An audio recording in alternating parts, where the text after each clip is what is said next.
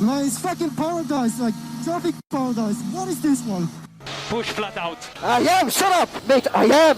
Look, I can't pushing more because there is a also at before.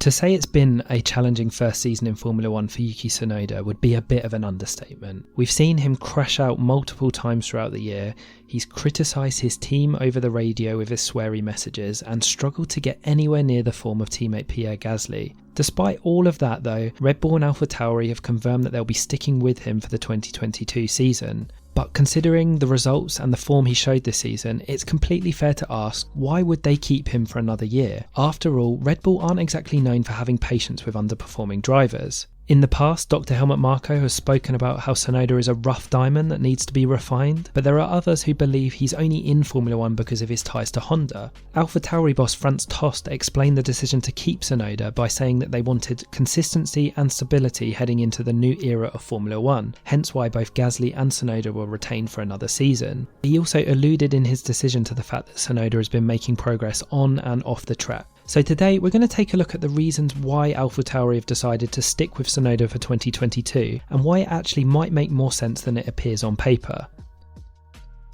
When Tsunoda was promoted to Formula 1, it was just the latest in a long line of steep learning curves that he's had to overcome in his career. We know that Red Bull love throwing their drivers in at the deep end to see if they sink or swim, and Tsunoda's rapid rise has been extreme, and that's even for Red Bull. Don't forget that in 2018 he was still racing Formula 4s in Japan. Tsunoda has had to learn fast and quickly acclimatise himself to racing in Europe, on top of the intense pressure of being part of the Red Bull Junior programme. He's also reached F1 a lot faster than Gasly or Alex Albon. Albon had a season in F3, a season in GP3 and 2 seasons in F2 before he reached F1, while Gasly had a season in Formula Renault, 2.5 seasons of F2 and a season in Super Formula in Japan. Tsunoda, on the other hand, went from F4 in Japan, straight to F3, then up to F2 and then up to F1, 1 year after the other. Every year he's been faced with learning a new series with little time to breathe in between, whereas Gasly and Albon arrived in F1 much more seasoned in their experience.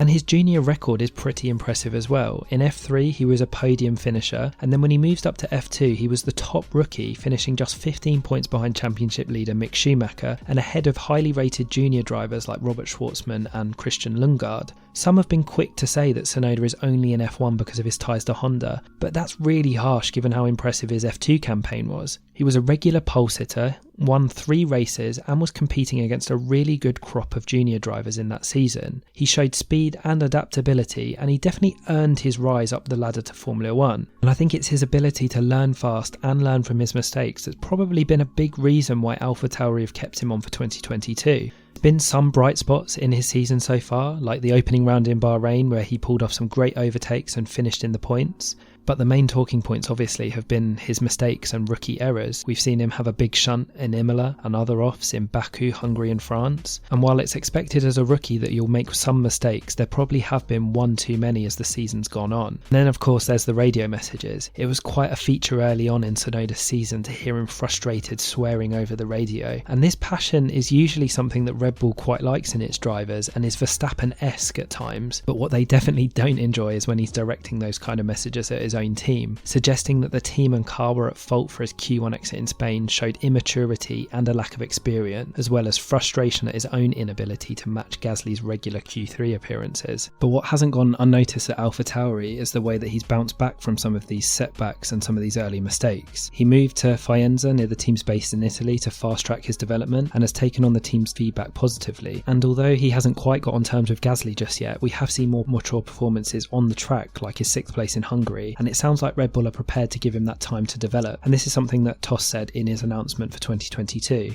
The feedback from the engineers shows that he is absorbing all the information given to him and improving. As a rookie, Yuki is only at the beginning of his journey, so it's good that he continue with what we've started together.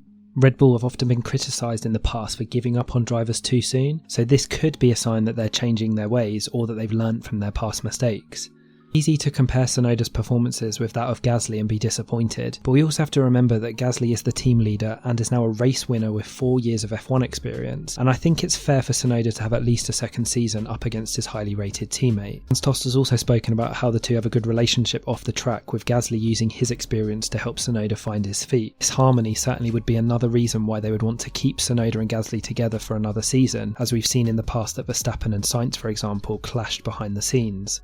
Although I think Tsunoda does deserve a second season, he is going to have to improve a lot to win over Red Bull in the long term. If he is going to retain that seat going forward or have any shot at a drive in the Red Bull, he's going to have to cut out the crashes and mistakes and challenge Gasly on a regular basis. Red Bull have no shortage of drivers ready to make the step up. Yuri Vips, Liam Lawson and Dennis Hauger are all in the wings making their cases for a Formula 1 seat, and it's unclear what lies ahead for Gasly. Who knows if Red Bull will ever promote him back to the main team or how long he'll stay at Alpha Tauri. If Tsunoda has a strong season next year, he could even be in the position to be the team leader in Alpha Tauri for 2023 against a new arrival, but that's really a big if considering the step he's going to have to make after this season. Personally, I think Alpha Tauri have made the right choice this time, and it was too soon to write off Tsunoda completely. He is only 21 after all, and having a second season in the same series for the first time since moving to Europe will only do him the world of good. I think that Helmut Marko is probably correct and that Tsunoda is a rough diamond, but at some point a rough diamond has to become the finished article, and to do that he's going to have to start beating Gasly on a regular basis in qualifying and in the race, and it remains to be seen whether he has the potential to do that. But for now, at least he's been given more time, which is not something that every Red Bull driver has been able to say in the past. Let me know what you think in the comments. Do you think the Red Bull have made the right choice in choosing Tsunoda for another season, or should it have gone to somebody else? And if you like this video, please be sure to like and subscribe to our channel. We're a brand new channel and any support really does mean the world to us.